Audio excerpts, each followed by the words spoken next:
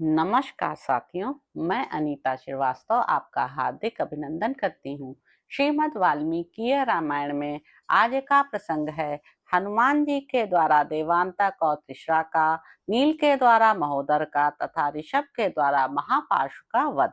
नरांतक को मारा गया देख देवांतक, पुलिस कुलनंदन त्रिशरा और महोदर ये शेष राक्षस हाहाकार करने लगे। महोदर ने मेघ के समान गजराज पर बैठकर महापराक्रमी अंगद के ऊपर बड़े वेग से धावा किया।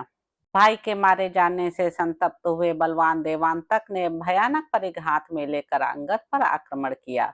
इस प्रकार वीर तृष्णा उत्तम घोड़ों से जुते हुए सूर्य तुल्य तेजस्वी रथ पर बैठकर वाली कुमार का सामना करने के लिए आया। देवताओं का दर्प दलन करने वाले उन तीनों निशाचर पतियों के आक्रमण करने पर वीर अंगद ने विशाल शाखाओं से युक्त एक वृक्ष को उखाड़ लिया और जैसे इंद्र प्रज्वलित अग्नि का प्रहार करते हैं, उसी प्रकार उन वाली कुमार ने बड़ी बड़ी शाखाओं से युक्त उस महान वृक्ष को सहसा देवांतक पर दे मारा। परंतु त्रिशरा ने भी विषधर सर्पों के समान भयंकर बाण मारकर उस वृक्ष के टुकड़े टुकड़े कर दिए।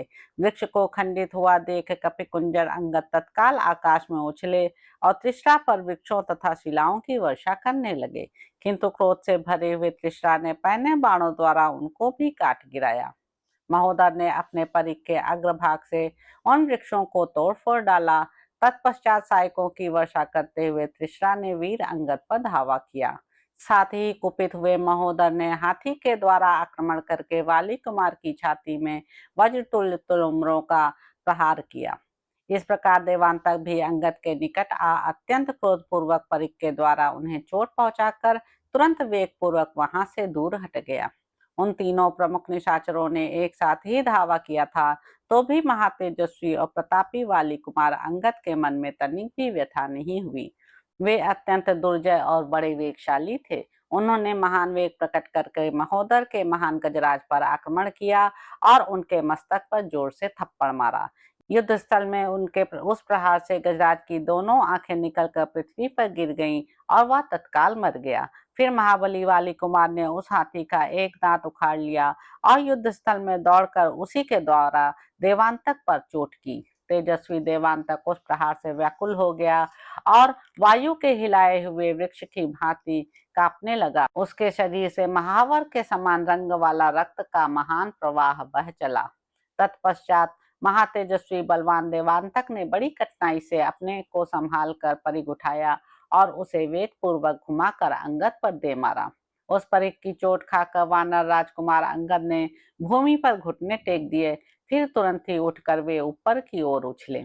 उछलते समय त्रिशरा ने तीन सीधे जाने वाले भयंकर बाणों द्वारा वानर राजकुमार के ललाट में गहरी चोट पहुंचाई।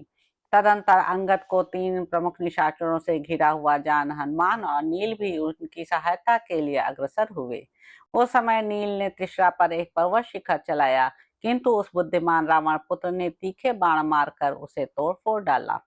उसके सैकड़ों बाणों से विदीर्ण होकर उसकी एक एक शिला बिखर गई और वह पर्वत शिखर आग की चिंगारियों तथा ज्वाला के साथ पृथ्वी पर गिर पड़ा। अपने भाई का पराक्रम बढ़ता देख बलवान देवांतक को बड़ा हर्ष हुआ और उसने परिघ लेकर युद्ध स्थल में हनुमान जी पर धावा किया। उसे आते देख कपिकुंजर हनुमान जी ने उछलकर अपने वज्र शरीर के मुक्के से उसके सिर पर मारा। बलवान वायु कुमार महाकपि हनुमान जी ने उस समय देवांतक के मस्तक पर प्रहार किया और अपनी भीषण गर्जना से राक्षसों को कंपित कर दिया। उनके मुष्टि प्रहार से देवांतक का मस्तक फट गया और पिस उठा। दांत, आंखें और लंबी जीभ बाहर निकल आई तथा वह राक्षस राजकुमार प्राण शून्य होकर सहसा पृथ्वी पर गिर पड़ा। राक्षस योद्धाओं में प्रधान महाबली देवद्रोही देवांतक के युद्ध में मारे जाने पर त्रिशरा को बड़ा क्रोध हुआ और उसने नील की छाती पर पैने बाणों की भयंकर वर्षा आरंभ कर दी। तदंतर अत्यंत क्रोध से भरा हुआ महोदर पुनः शीघ्र ही एक पर्वताकार हाथी पर सवार हुआ, मानो सूर्य देव मंद्राचल पर आरूढ़ हुए हों। हाथी पर चढ़कर उसने नील के ऊपर बाणों की विकट वर्षा की, मानो इंद्रधनुष और विद्युत मंडल से युक्त मेघ किसी पर्वत पर जल की वर्षा कर रहा हो। बाढ़ समूहों की निरंतर वर्षा होने से वानर सेनापति नील के सारे अंग छत विछत हो गए। उनका शरीर शिथिल हो गया। इस प्रकार महाबली महोदर ने उन्हें मूर्छित करके उनके बल विक्रम को कुंठित कर दिया। तत्पश्चात होश में आने पर नील ने वृक्ष समूहों से युक्त एक शैल शिखर को उखाड़ लिया। उनका वेग बड़ा भयंकर था। उन्होंने उछलकर उस वृक्ष को महोदर के मस्तक पर दे मारा। उस पर्वत शिखर के आघात से महोदर उस महान गजराज के साथ ही चूर चूर हो गया और मूर्छित एवं प्राण शून्य हो वज्र के मारे हुए पर्वत की भांति पृथ्वी पर गिर पड़ा। पिता के भाई को मारा गया देख त्रिशा के क्रोध की सीमा न रही। उसने धनुष हाथ में ले लिया और हनुमान जी को पैने बाणों से बींधना आरंभ किया।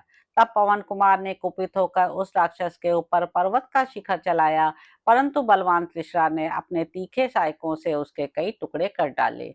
उस पर्वत शिखर के प्रहार को व्यर्थ हुआ देख कपिवर हनुमान ने उस रणभूमि में रावण पुत्र त्रिशा के ऊपर वृक्षों की वर्षा आरंभ की। किंतु प्रतापी त्रिशा ने आकाश में होने वाली वृक्षों की उस वृष्टि को अपने पैने बाणों से छिन्न भिन्न कर दिया और बड़े जोर से गर्जना की। तब हनुमान जी कूदकर त्रिशा के पास जा पहुंचे और जैसे कुपित सिंह गजराज को अपने पंजों से चीर डालता है, उसी प्रकार रोष से भरे हुए उन पवन कुमार ने त्रिशा के घोड़े को अपने नखों से विदीर्ण कर डाला। यह देखकर रावण कुमार त्रिशा ने शक्ति हाथ में ली, मानो यमराज ने काल रात्रि को साथ ले लिया हो। वह शक्ति लेकर उसने पवन कुमार हनुमान पर चलाई। जैसे आकाश से उल्कापात हुआ हो, उसी प्रकार वह शक्ति जिसकी गति कहीं कुंठित नहीं होती थी चली। परंतु वानर श्रेष्ठ हनुमान जी ने उसे अपने शरीर में लगने से पहले ही हाथ से पकड़ लिया और तोड़ डाला। तोड़ने के बाद उन्होंने भयंकर गर्जना की। हनुमान जी ने वह भयानक शक्ति तोड़ दी। यह देखकर वानर वृंद अत्यंत हर्ष से उल्लसित हो मेघों के समान गंभीर गर्जना करने लगे। तब राक्षस शिरोमणि त्रिशरा ने तलवार उठाई और कपिशेष हनुमान जी की छाती पर उसकी भरपूर चोट की। तलवार की चोट से घायल हो पराक्रमी पवन कुमार हनुमान ने त्रिशरा की छाती में एक तमाचा जड़ दिया। उनका थप्पड़ लगते ही महातेजस्वी त्रिशरा अपनी चेतना खो बैठा। उसके हाथ से हथियार खिसक गया और वह स्वयं भी पृथ्वी पर गिर पड़ा। गिरते समय उस राक्षस के खड्ग को छीनकर पर्वताकार महाकपि हनुमान जी सब राक्षसों को भयभीत करते हुए जोर जोर से गर्जना करने लगे। उनकी वह गर्जना उस निशाचर से सही नहीं गई, अतः वह सहसा उछलकर खड़ा हो गया। उठते ही उसने हनुमान जी को एक मुक्का मारा। उसके मुक्के की चोट खाकर महाकपि हनुमान जी को बड़ा क्रोध हुआ। कुपित होने पर उन्होंने उस राक्षस का मुकुट मंडित मस्तक पकड़ लिया। फिर तो जैसे पूर्व काल में इंद्र ने त्वष्टा के पुत्र विश्व रूप के तीनों मस्तकों को वज्र से काट गिराया था, उसी प्रकार कुपित हुए पवन पुत्र हनुमान ने रावण पुत्र त्रिशरा के किरीट और कुंडलों सहित तीनों मस्तकों को तीखी तलवार से काट डाला। उन मस्तकों की सभी इंद्रियां विशाल थीं।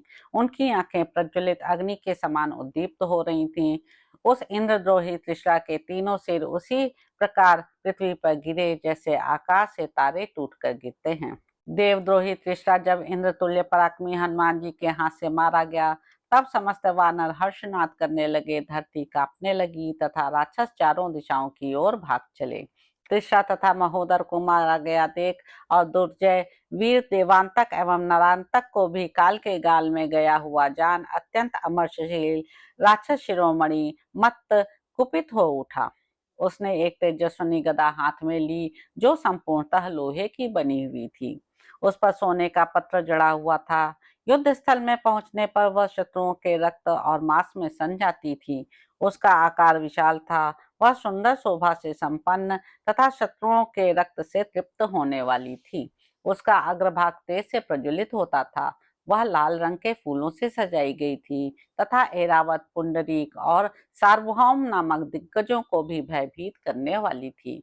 उस गदा को हाथ में लेकर क्रोध से भरा हुआ राक्षस शिरोमणि मत्त प्रलय काल की अग्नि के समान प्रज्वलित हो उठा और वानरों की ओर दौड़ा। तब ऋषभ नामक बलवान वानर उछलकर रावण के छोटे भाई मत्तानीक के पास आ पहुंचे और उसके सामने खड़े हो गए। पर्वताकार वानर वीर ऋषभ को सामने खड़ा देख कुपित हुए महापार्श्व ने अपनी वज्रतुल्य गदा से उनकी छाती पर प्रहार किया। उसकी उस गदा के आघात से वानर शिरोमणि ऋषभ का वक्षस्थल छत विक्षत हो गया। वे कांप उठे और अधिक मात्रा में खून की धारा बहाने लगे।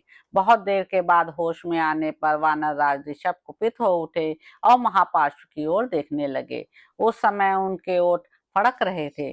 वानर वीरों में प्रधान ऋषभ का रूप पर्वत के समान जान पड़ता था। वे बड़े वेगशाली थे। उन्होंने वेग पूर्वक उस राक्षस के पास पहुंचकर मुक्का ताना और सहसा उसकी छाती पर प्रहार किया। फिर तो महापार्श्व जड़ से कटे हुए वृक्ष की भांति सहसा पृथ्वी पर गिर पड़ा। उसके सारे अंगन रक्त से नहा उठे। इधर ऋषभ उस निशाचर की यमदंड के समान भयंकर गदा को शीघ्र ही हाथ में लेकर जोर जोर से गर्जना करने लगा। देवद्रोही महापार्श्व 2 घड़ी तक मुर्दे की भांति पड़ा रहा। फिर होश में आने पर वह सहसा उछलकर खड़ा हो गया। उसका रक्त रंजित शरीर संध्या काल के बादलों के समान लाल दिखाई देता था। उसने वर्णपुत्र ऋषभ को गहरी चोट पहुंचाई। उस चोट से मूर्छित होकर ऋषभ पृथ्वी पर गिर पड़े। 2 घड़ी के बाद होश आने पर वे पुनः उछलकर सामने आ गए और उन्होंने युद्ध स्थल में महापार्श्व की उसी गदा को, जो किसी पर्वतराज की चट्टान के समान जान पड़ती थी, घुमाकर उस निशाचर पर दे मारा। उसकी उस भयंकर गदा ने देवता, यज्ञ और ब्राह्मण से शत्रुता रखने वाले उस रौद्र राक्षस के शरीर पर चोट करके उसके वक्षस्थल को विदीर्ण कर दिया। फिर तो जैसे पर्वतराज हिमालय गेरू आदि धातुओं से मिला हुआ जल बहाता है, उसी प्रकार वह भी अधिक मात्रा में रक्त बहाने लगा। उस समय उस राक्षस ने महामना ऋषभ के हाथ से अपनी गदा लेने के लिए उन पर धावा किया, किंतु ऋषभ ने उस भयानक गदा को हाथ में लेकर बारंबार घुमाया और बड़े वेग से महापार्श्व पर आक्रमण किया। इस तरह उन महामनस्वी वानर वीर ने युद्ध के मुहाने पर उस निशाचर की जीवन लीला समाप्त कर दी थी। अपनी ही गदा की चोट खाकर महापार्श्व के दांत टूट गए और आंखें फूट गईं। वह मर्ज के मारे हुए पर्वत शिखर की भांति तत्काल धराशायी हो गया। जिसकी आंखें नष्ट और चेतना विलुप्त हो गई थी, वह राक्षस महापार्श्व जब गतायु होकर पृथ्वी पर गिर पड़ा, तब राक्षसों की सेना सब ओर भाग चली। रावण के भाई महापार्श्व का वध हो जाने पर राक्षसों की वह समुद्र के समान विशाल सेना हथियार फेंक कर केवल जान बचाने के लिए सब ओर भागने लगी, मानो महासागर फूटकर सब ओर बहने लगा हो। तो इस प्रकार साथियों, युद्ध कांड में निहित 70वां सर्ग यहाँ पर समाप्त होता है। इसके अगले अंक में आप जानेंगे कि अतिकाय का भयंकर युद्ध और लक्ष्मण के द्वारा उसका वध। तो अब आपसे अगले अंक में मुलाकात होगी। मेरे YouTube चैनल संवाद विद अनीता को लाइक करें, शेयर करें, सब्सक्राइब करें। धन्यवाद साथियों।